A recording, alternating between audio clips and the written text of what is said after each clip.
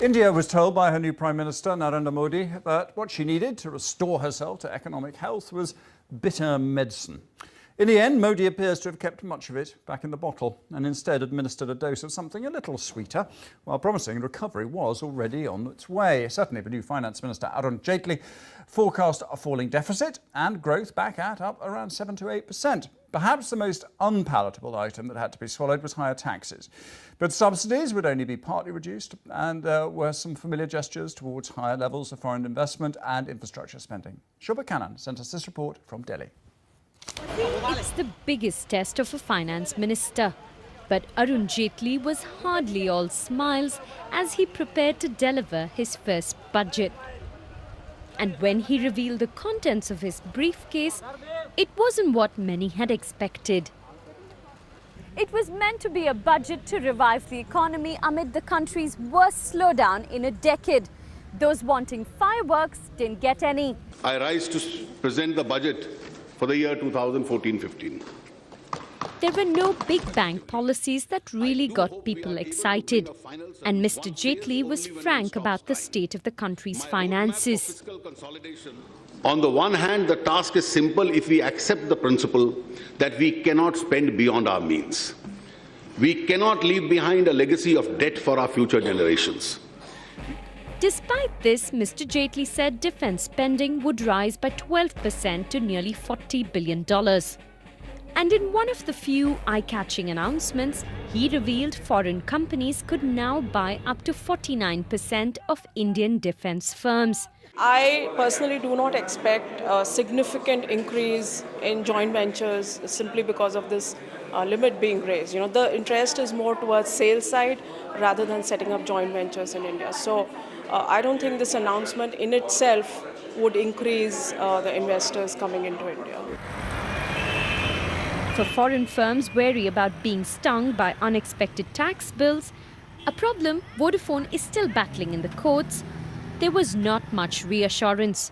The minister didn't go as far as banning retrospective tax laws, though he did say they'd be scrutinized.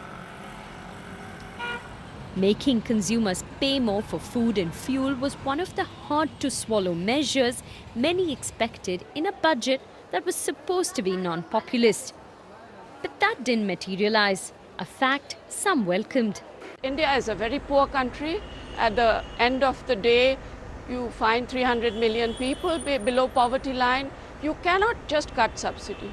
He would become extremely unpopular overnight.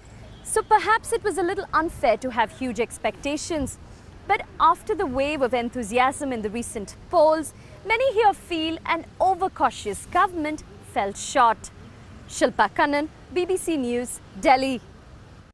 So what does all this mean for business? Let's get the views of a leading Indian businessman, Karan A Chanana, who is the chairman and chief executive of the food conglomerate Amira. Do you not feel, just before we get on to what it means for business, do you not feel that actually he slightly squandered his political capital, Modi, because he had the opportunity, with all that popular support, to really make some big changes, and he didn't?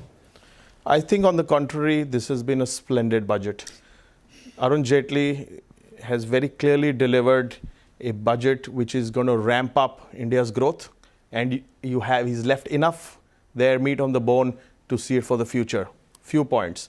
GST, he says... That's the sales tax, isn't it? The goods and services tax. Yes. Now, that's like the VAT here in the UK, which will make India a common market. He says he's going to bring it in within the financial year. Now, that's a big move.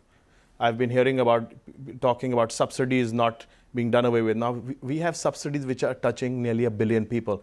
You cannot tinker with them overnight. I think this is a mature, fundamentally strong, and I think Modi and Jaitley have delivered what they could in the 45 days. I would say, rather, they've over-delivered what one could expect in just short 45 days. After all, they have a legacy of what we all know about. What about from your point of view as a businessman? Was there anything in it actually for you, for your business too? First and foremost, India has changed, okay, by giving a decisive mandate after nearly 3 decades.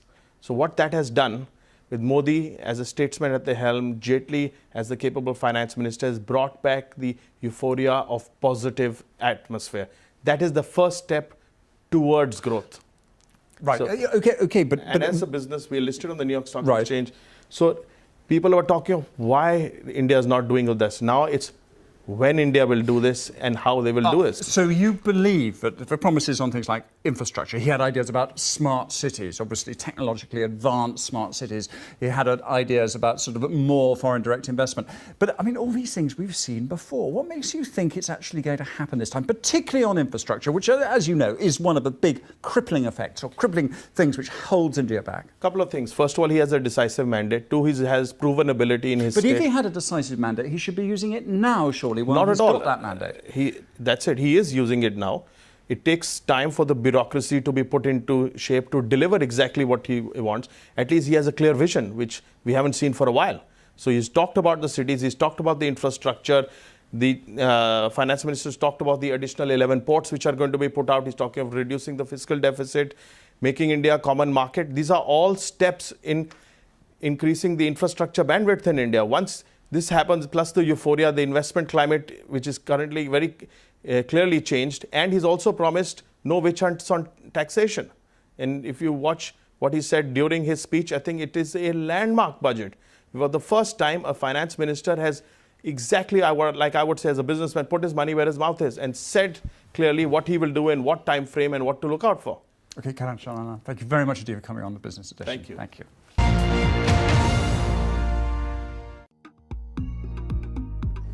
For in-depth, on-the-pulse analysis with a global perspective, join me, Yogita Limai, on India Business Report every Sunday as we bring you the week's top economic stories right from the heart of India's financial capital, only on BBC World News.